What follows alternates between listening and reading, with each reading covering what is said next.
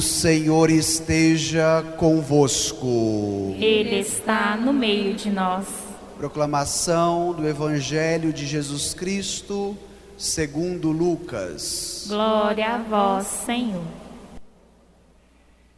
Muitas pessoas já tentaram escrever a história dos acontecimentos que se realizaram entre nós, como nos foram transmitidos por aqueles que, desde o princípio, foram testemunhas oculares e ministros da palavra.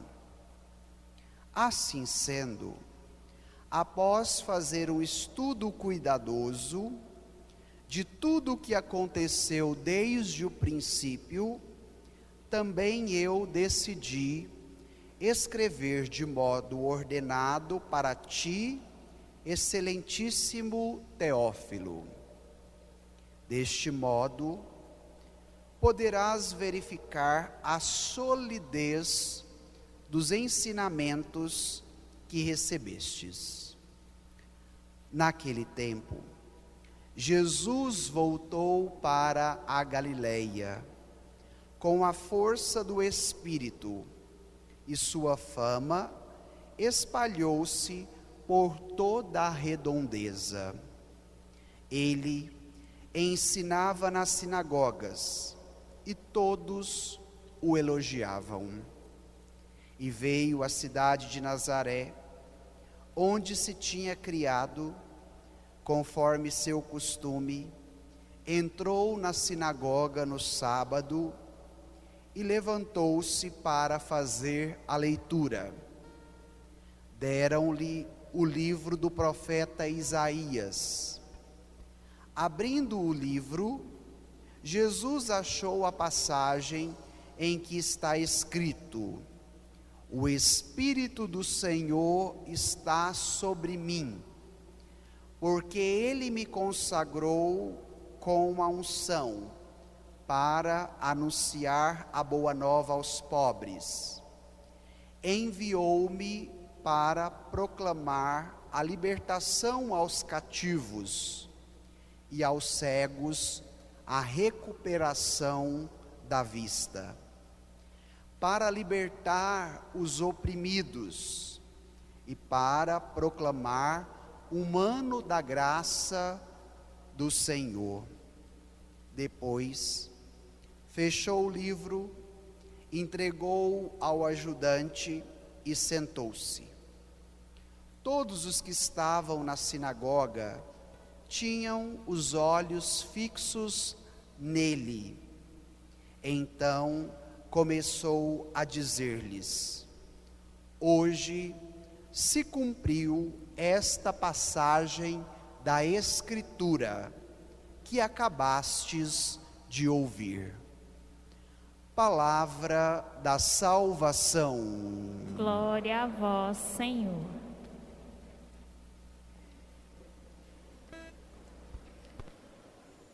Vossas palavras, Senhor, são espírito e vida. Peçamos que a palavra do Senhor neste momento nos comunique a vida de Deus, nos dê a graça do seu Santo Espírito. Amém. Irmãos e irmãs, celebramos hoje a liturgia do terceiro domingo do tempo comum. Este ano é o ano litúrgico C. Seremos acompanhados até no mês de novembro pelo evangelista Lucas.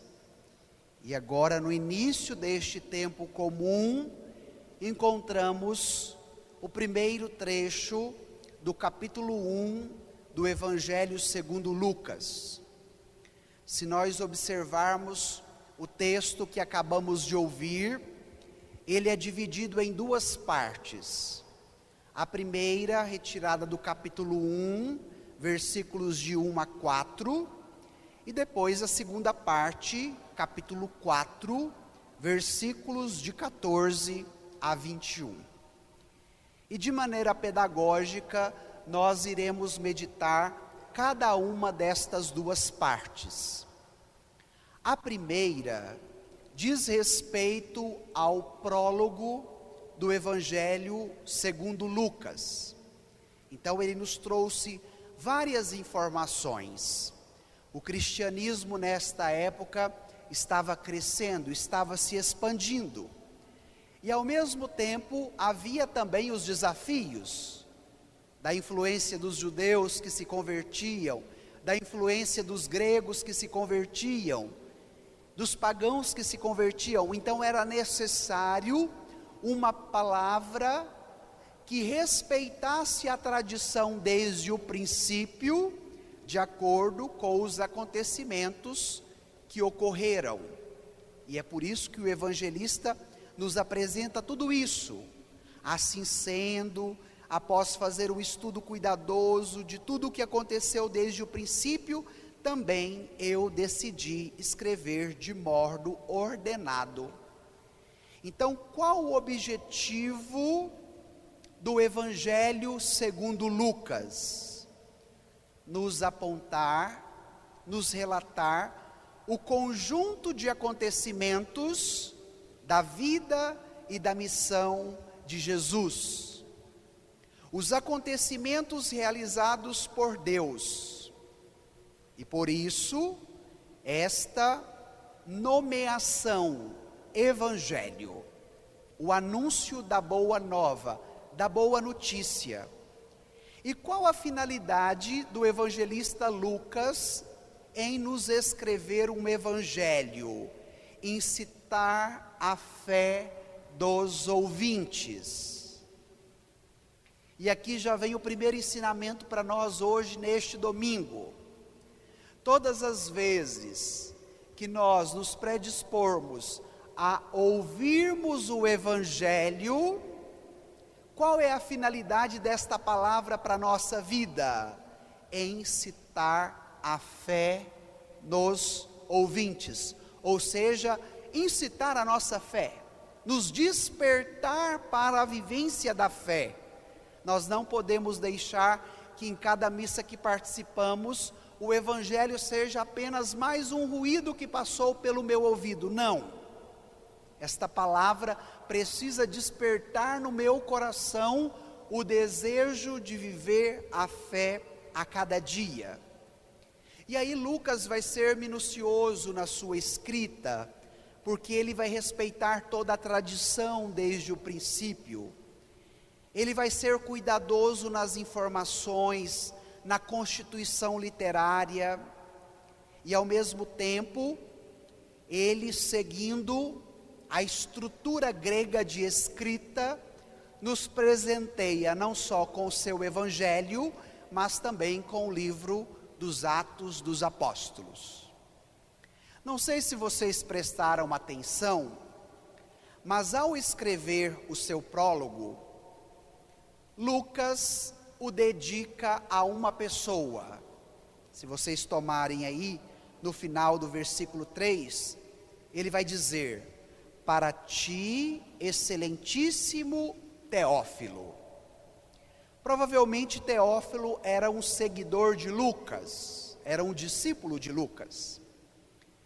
Porém, eu gosto mais da explicação que Bento XVI deu sobre este destinatário. Bento XVI vai dizer que o nome Teófilo significa amigo de Deus. Theo, Deus, filio, amigo. Então, qual a finalidade do evangelho? Alcançar todos os amigos de Deus. E agora vem uma pergunta para a nossa reflexão: eu sou amigo de Deus? Porque a amizade pressupõe relação íntima, pressupõe escuta do amigo, pressupõe também aquele que fala para o amigo numa relação próxima, empática, solidária. Como é que anda a sua relação com Deus? Você se sente amigo dele? Você também, na sua experiência, sente que ele é seu amigo? Lembre, você é destinatária especial desta palavra. Queira todos os dias ser amigo, amiga de Deus. Agora nós vamos para a segunda parte, que é a mais densa. Então eu te convido a tomar o seu texto bíblico. Vamos aos versículos 14 e 15. Vamos ler juntos? Jesus voltou para a Galileia com a força do Espírito, e sua fama espalhou-se por toda a redondeza. Ele ensinava nas suas sinagogas e todos o elogiavam. Se vocês em casa tomarem o capítulo 4 do Evangelho de Lucas, vocês verão que esta é a segunda parte. A primeira parte nos narra a tentação de Jesus no deserto. Cenas do próximo capítulo, porque nós meditaremos este texto no primeiro domingo da Quaresma.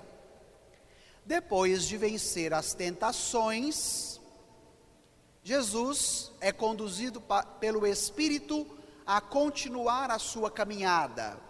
E ele vai para onde? Para uma região de periferia.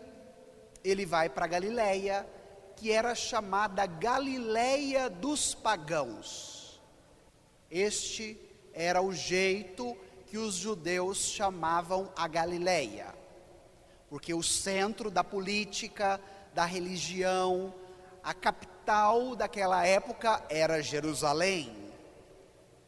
Então, os menos favorecidos, os mais pobres, os mais humildes, não ficavam em Jerusalém. Eles estavam nesta região da Galileia. E foi lá que Jesus quis começar a sua caminhada, no início da sua vida pública. Por que isso, Padre? Em primeiro lugar, para que nós entendamos que os pobres são os destinatários por excelência da palavra de Deus. Mas ao mesmo tempo são aqueles que mais acolhem esta palavra, acolhem a pessoa de Jesus. Então, ele vai iniciar a sua vida pública nesta região chamada Galileia. Depois disso, Jesus vai para a sua cidade, aonde ele foi criado. Jesus viveu 30 anos numa pequena cidadezinha, nós poderíamos dizer aqui do Goiás, um povoado chamado Nazaré. E quando ele, percorrendo a Galileia, chega em Nazaré, o primeiro lugar que ele vai é a sinagoga. O que é a sinagoga? É a igreja dos judeus. É o lugar por excelência onde eles prestavam o seu culto a Deus. Então, por que Jesus faz esta parada na sinagoga? Para que nós entendamos que esta história da salvação, ela é una, ela é indivisível.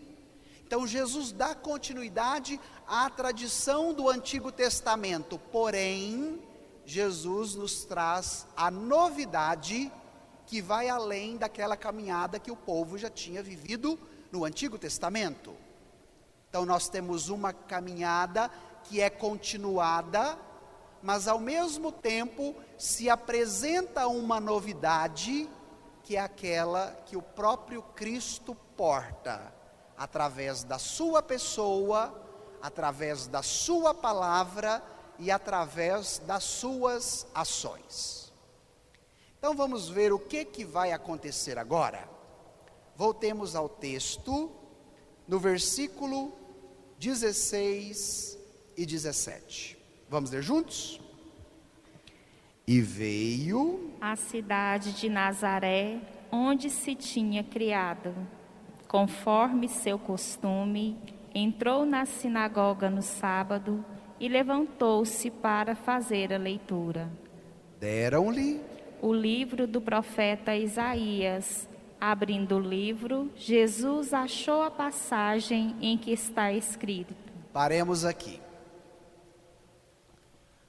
A cidade onde Jesus viveu era pequena, logo todas as pessoas se conheciam.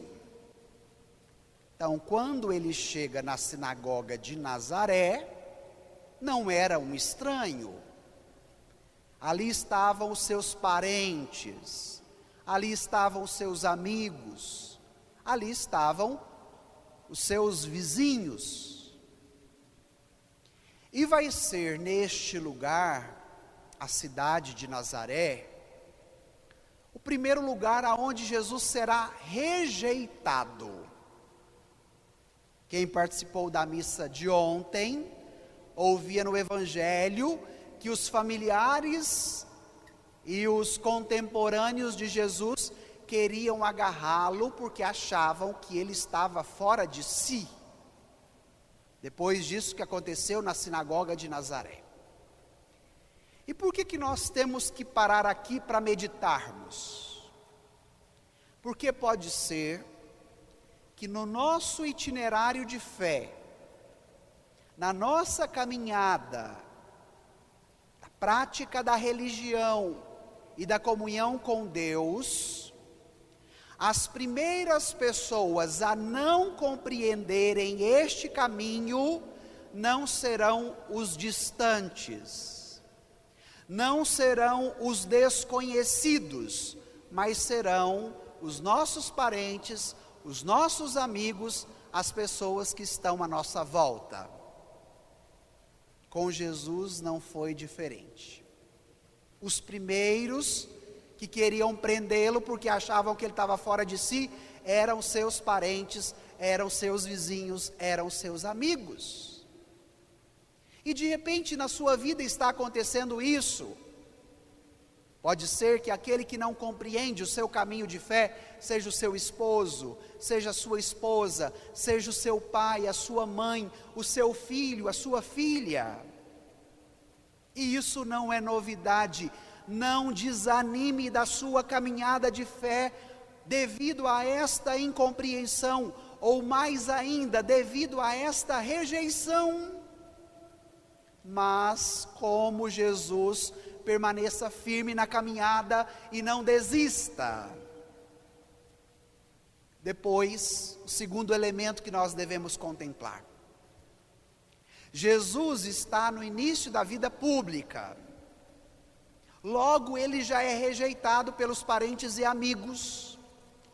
Para que nós entendamos que na vida, ela não é feita apenas de sucesso e de conquista. Mas nós passamos também pelas provações, pelas rejeições, pelas tribulações que nos chegam. E Jesus vai enfrentar isso durante toda a sua vida pública, e isso vai resultar onde? Na sua morte de cruz. E é importante vocês terem este senso prático, mas que também é racional, porque hoje tem crescido muito uma mentalidade dos coaches, dos mentores, que te diz que você é general, que você é capitão, que você é vencedor, que graças ao seu esforço a sua vida será somente sucesso e conquista, e de repente muitos se iludem neste caminho e de repente se frustram com ele, porque a vida se faz de conquista? Se faz. Mas é inerente a esta própria vida também, gente, as dificuldades, as derrotas e as rejeições. Portanto, o cristão deve estar preparado para fazer todo o caminho. Santo Inácio de Loyola nos diz: no momento da aprovação, da conquista, louve e agradeça. No momento da tribulação e da dificuldade, persevere, não desista, não desanime. Então, no momento bom, louvar e agradecer; nos momentos difíceis, perseverar. Então, olha como o Evangelho é atual e como ele tem a nos ensinar nesta manhã de domingo. Mas agora vem o coração do texto, a parte mais importante. Jesus vai chegar na sinagoga e vai tomar uma passagem do Antigo Testamento. Naquela época, eu não sei se vocês já tiveram a curiosidade de ler um pouquinho sobre a história do judaísmo, que é muito interessante. Quem gosta de ler, depois pode pesquisar, tem muito material bom. Como é que era um culto na sinagoga dos judeus? Era composta por uma liturgia. Nós temos a liturgia da missa porque somos católicos. E os judeus também tinham a sua liturgia, o seu culto na sinagoga. E como é que era, padre, a liturgia dos judeus? Primeiro, eles cantavam um salmo. Depois de cantarem um salmo, eles recitavam o Shema Israel, que é uma oração muito importante, composta por 248 palavras. E cada uma destas palavras representam os 248 órgãos mais importantes do corpo humano. E olha que interessante, a segunda leitura que nós acabamos de ouvir hoje, retirada da carta de São Paulo aos Coríntios, nos fala que a igreja é como um corpo humano. Cada órgão tem a sua especificidade, tem a sua importância, mas ele sozinho não é o corpo. O corpo só é corpo quando se une aos demais órgãos e formam esta unidade. Assim é a fé, assim é a igreja, assim é a comunidade. Então se cantava o Shema. Depois do Shema, se fazia as 18 bênçãos dos judeus. As bênçãos mais importantes que eles tinham eram classificadas em 18. Após as 18 bênçãos, era a leitura da Torá e dos profetas. A Torá, para o judeu, são os livros que compõem hoje para nós o Antigo Testamento. Principalmente o Pentateuco, que são os 5 primeiros livros da Bíblia. Depois nós temos a coleção dos profetas. Aí você na sua casa pode dar uma folheadinha no seu Antigo Testamento, e você vai ver tudo isso que o padre está te falando. Após meditar um trecho da Torá e dos profetas, qualquer judeu iniciado na fé poderia se levantar e tomar a palavra para explicar o texto que eles acabavam de ouvir. Era chamada de homilia. Então, a liturgia da palavra que nós temos na missa, ela vem da tradição dos judeus também, porque nós temos a primeira leitura do Antigo Testamento, depois nós cantamos o Salmo, depois nós ouvimos a segunda leitura do Novo Testamento, porque aí foi ampliando, e por fim nós ouvimos o Evangelho.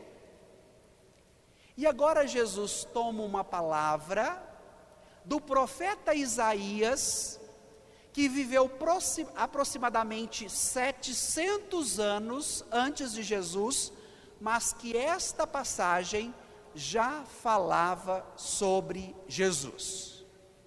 Então isso é o contexto, porque agora nós vamos para o texto, para ver que tipo de palavra Jesus tomou lá do livro do profeta Isaías. Vamos tomar os versículos 18 e 19, que são os 2 versículos mais importantes do texto de hoje. Vamos lá? Olha o que está escrito. O Espírito do Senhor está sobre mim, porque ele me consagrou com a unção para anunciar a boa nova aos pobres, Enviou-me para proclamar a libertação aos cativos e aos cegos, a recuperação da vista, para libertar os oprimidos, e para... proclamar um ano da graça do Senhor. Paremos aqui. No Evangelho de Lucas, Jesus sempre age na plenitude do Espírito Santo. Por isso foi para o deserto conduzido pelo Espírito, e por isso, ao tomar a palavra, diz: o Espírito do Senhor está sobre mim. Porque é este mesmo Espírito que me consagrou, que me ungiu. Mais do que um profeta do Antigo Testamento, agora é Jesus por excelência, a palavra do Pai, que nos é comunicada pela força do Espírito Santo. Então, irmão e irmã, na sua caminhada de fé, queira sempre Jesus e o Espírito Santo. Queira que a sua consagração, que a sua unção batismal seja vivido na plenitude, porque não só Jesus recebeu esta consagração e essa unção, todo batizado, toda batizada, no dia do seu batismo, recebeu esta consagração e recebeu esta unção. E por meio da ação do Espírito Santo, por meio da unção e da consagração, Jesus faz o quê? Anuncia a boa nova aos pobres. Duas coisas importantes para a vida. Boa notícia. Diante da cultura da tragédia, da morte, dos assassinatos, da pandemia e de tantas outras coisas, nós somos tendencionados a uma cultura de morte, a uma cultura de tragédia.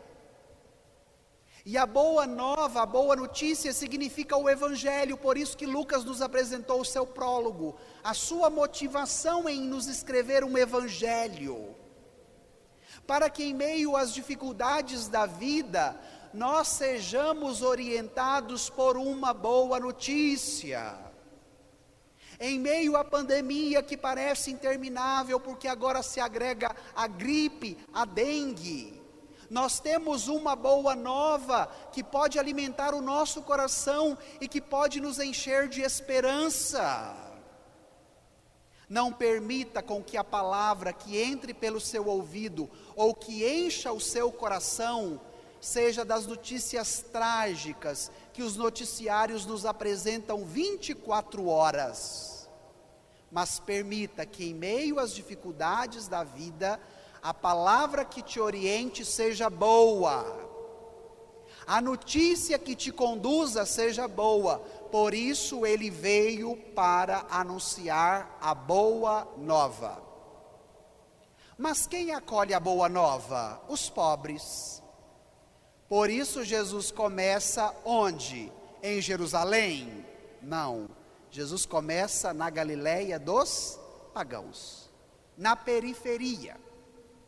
Este pobre aqui, gente, não é apenas o pobre material, mas aqui vai nos dizer a palavra que é o anauim, do hebraico. O que é o anauim? É o pobre em espírito. O que significa, padre, ser pobre em espírito? É a docilidade de acolher a palavra de Jesus, de acolher a ação dele na minha vida. Então hoje nós devemos pedir esta virtude das bem-aventuranças, sermos pobres em espírito, ou seja, abrirmos o coração e permitirmos com que esta boa notícia seja acolhida em nós e que se torne a palavra que nos oriente. Depois disso, ele veio para proclamar a libertação aos cativos. E esse evangelho me cutucou muito durante esta semana. Vocês sabem o que é um cativo? O que é um cativeiro? É uma prisão. Uma prisão. E na missão de Jesus, ele veio para nos livrar do cativeiro. Por que esse evangelho me incomodou durante essa semana? Porque ele me provocou a um caminho interior para que eu olhasse para os meus cativeiros. E agora eu quero fazer essa provocação a você. Reflita sobre a sua vida. Olhe para a dimensão mais profunda que te habita como pessoa. E se pergunte: quais são os cativeiros que hoje Jesus precisa me libertar? Porque Ele veio para libertação aos cativos. Não seja vítima do seu cativeiro, mas se abra a boa nova, a boa notícia de Jesus, porque Ele tem o poder de te libertar do seu cativeiro. Ele tem a possibilidade de te mostrar um novo caminho. Não queira ser presa fácil desse cativeiro, mas se abra a esta boa nova que hoje é para a sua vida. Depois, a terceira ação, aos cegos, a recuperação da vista. O que é a cegueira? É a impossibilidade de receber a luz que ilumina os nossos olhos e que nos possibilitam a graça de vermos as coisas.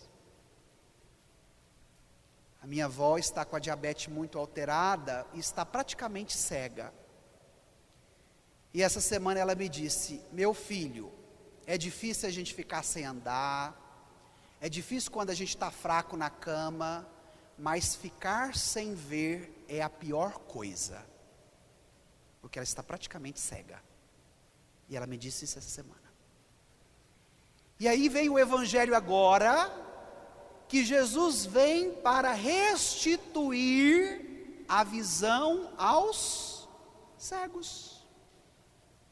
Aqueles que estão na escuridão, logo estão privados da luz, e privados da luz não conseguem ver. Por isso, são cegos. Porque qual é a visão do cego? Apenas escuridão. Por que é importante nós refletirmos isso? Porque além de você olhar para os seus cativeiros, olhe também quais são as suas cegueiras. Qual é a escuridão por onde você passa, que te priva da luz, que é capaz de te iluminar e logo te dar uma nova visão. Esta é a luz da fé. Esta é a luz da ressurreição, que Ele, depois da cruz, resplandecerá sobre a humanidade, para que ela não viva mais na escuridão ou na cegueira, mas para que ela possa viver agora na claridade da fé, e sendo iluminada por ela, ter uma nova visão.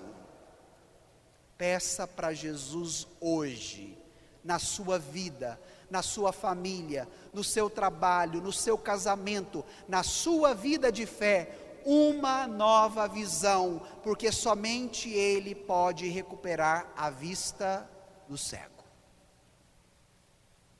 Depois, a quarta atitude, para libertar os oprimidos. Como eu dizia no início, existe uma opressão que nos oprime, a do vírus. Esta é global, tem maltratado a todos, e agora agregada a dengue e a gripe. E a gente fica pensando, onde nós vamos parar? Não sabemos. Ontem mesmo, eu fui ao cemitério fazer exéquia de uma criança de 2 anos que morreu de dengue. E aquela situação mexeu muito comigo. O pai e a mãe ali inconsoláveis, diante da perca da filha. E eu voltei do cemitério fazendo esta reflexão. Diante do evangelho de hoje, peçamos ao Senhor a libertação das opressões que tem nos maltratado. Não sejamos vítima da nossa opressão, a legitimando ou a reforçando mais ainda em nós, dando a sentença final que já não tem mais jeito. Mas abramos o nosso coração ao Evangelho que nos diz, para libertar os oprimidos. Olhe para todas as suas opressões hoje, para tudo aquilo que te maltrata, por tudo aquilo que te oprime, e fala para Jesus, eu preciso desta libertação, Senhor. Eu já não quero mais ser prisioneiro, eu já não quero ser mais cativo disso, mas eu preciso da tua graça, porque somente ela me basta, porque as tuas palavras são espírito e vida. Nós cantávamos isso no salmo de hoje. E por fim, Jesus encerra, para proclamar um ano da graça. A cada 50 anos, os judeus celebravam o seu jubileu, que era chamado o ano da graça. E 2 coisas todo judeu tinha que fazer. Primeiro, se tivesse algum outro judeu que era seu escravo, tinha que ser libertado. E segundo, se tivesse alguma dívida, deveria ser perdoada. Libertação da escravidão e pagamento da dívida, ou perdão da dívida, era o que o jubileu pedia. Por que Jesus encerra proclamando um ano da graça? Porque a sua missão, que está começando, passando por Nazaré, a sua cidade, vai desembocar aqui, no lugar por excelência, aonde ele pagou a nossa dívida, que era impagável. O lugar por excelência, aonde ele nos concedeu a libertação de tudo aquilo que nos oprimia e de tudo aquilo que nos prendia no cativeiro. Por isso que desde o Antigo Testamento, 800 anos, Isaías já falava de Jesus, e a partir do momento que ele toma esta palavra para proclamá-la na sinagoga de Nazaré, ele está falando sobre quem? Sobre ele mesmo. Ele é por excelência a boa notícia do Pai. Ele é por excelência o que liberta do cativeiro. Ele é por excelência a luz que ilumina e que tira da escuridão. Ele é aquele que age, liberta de toda a opressão. E ele é por excelência o ano da graça, que é eterno, que não é um ano composto apenas por dias, meses, mas que nos remete a uma realidade que é atemporal e quer alcançar todos nós. Vamos agora fechar o texto. Vocês aguentam agora lá o último versículo, os 2 últimos, 20 e 21. Vamos ler juntos? Depois fechou o livro, entregou-o ao ajudante e sentou-se. Todos os que estavam na sinagoga tinham os olhos fixos nele. então Começou a dizer-lhes: Hoje se cumpriu esta passagem da Escritura que acabastes de ouvir. Os olhos estavam fixos em quem? Em Jesus. Você, quando vem à missa, se permite fixar a sua atenção e os seus olhares em Jesus? Ou você se perde diante da sua distração, do sono, do cansaço, dos seus pensamentos? Queira hoje ter os olhos fixos em Jesus. Quando tiver tudo muito opaco, obscuro, distraído, queira ter os olhos fixos em Jesus. E Jesus encerra dizendo: hoje se cumpriu esta passagem da Escritura. A teologia nos ensina que este hoje não é apenas do dia, da hora, como nós estamos aqui agora, mas este hoje significa quando o fiel acolhe a palavra e deixa com que ela haja na vida da pessoa. Esse é o hoje. O hoje significa a generosa acolhida da palavra de Jesus para que ela haja em mim. Irmão, irmã, não fique cozinhando mais o galo, não. Amanhã, depois de amanhã, semana que vem, domingo que vem, mês que vem, ano que vem, deixe com que o hoje de Jesus te alcance. A palavra hoje é muito cara para o evangelista Lucas.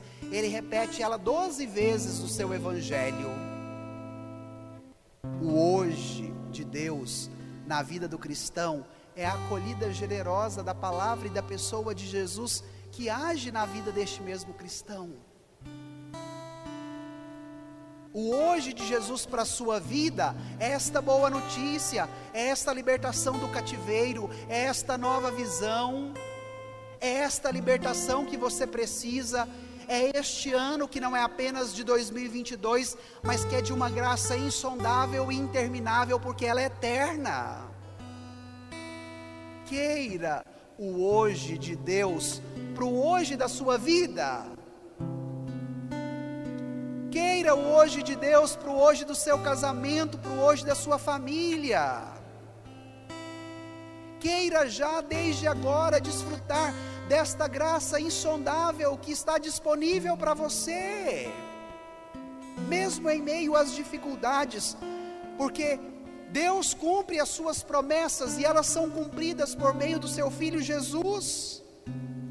A fidelidade de Deus à sua promessa se cumpre porque Ele sempre é fiel e hoje nos pede a mesma fidelidade que é dele, para que nós desfrutemos do cumprimento desta promessa no hoje, que é agora. E para que esse hoje aconteça, a graça é de Deus, mas a disponibilidade tem que ser sua, porque a sua parte ninguém faz. A sua esposa não faz, o seu pai não faz, a sua mãe não faz, o seu marido não faz. A sua parte é sua. E o hoje também é seu, porque cada pessoa é única diante de Deus. E esta parte ninguém pode fazer pelo outro, porque Ele conta com a nossa participação e com a nossa adesão. Hoje se cumpriu esta passagem da Escritura. Tudo o que foi prometido lá no Antigo Testamento, predito pelos profetas, se cumpre no hoje de Deus, que é Jesus. Queira para o hoje da sua vida, o hoje de Deus, que é Jesus. Então vamos pedir isso no final desta homilia. Reflita por um instante. Qual é a palavra que te orienta? A boa notícia do Evangelho ou a tragédia do jornal? Quais são os seus cativeiros que hoje Jesus precisa te libertar? Qual é a escuridão que te cega, que hoje você precisa de uma nova luz? O que te oprime e te maltrata, que hoje você precisa ser libertado? Vai dizendo: eu quero este ano da graça para a minha vida. Eu quero esta acolhida da palavra, para que o hoje de Deus se aconteça em mim. Eu quero, Jesus, o que esta palavra de hoje me possibilita.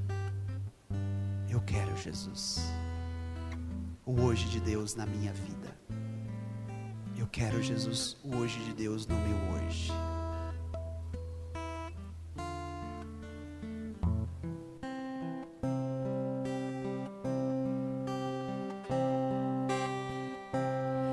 O Espírito do Senhor está sobre mim.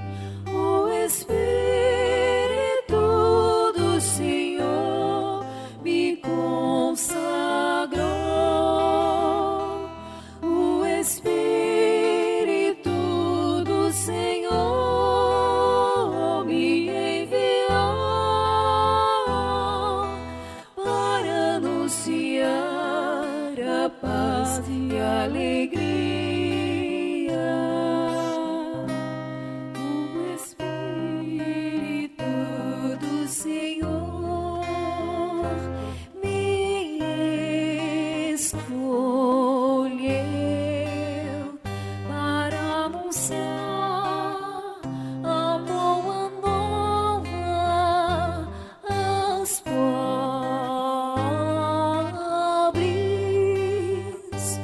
O Espírito do Senhor está sobre mim.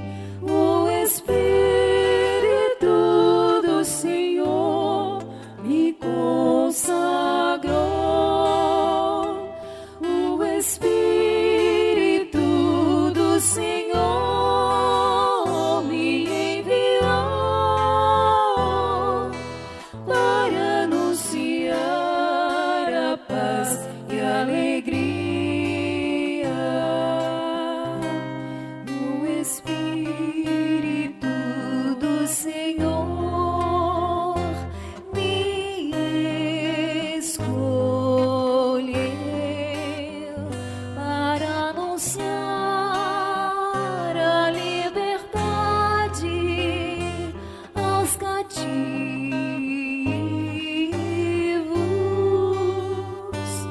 O Espírito do Senhor está sobre mim.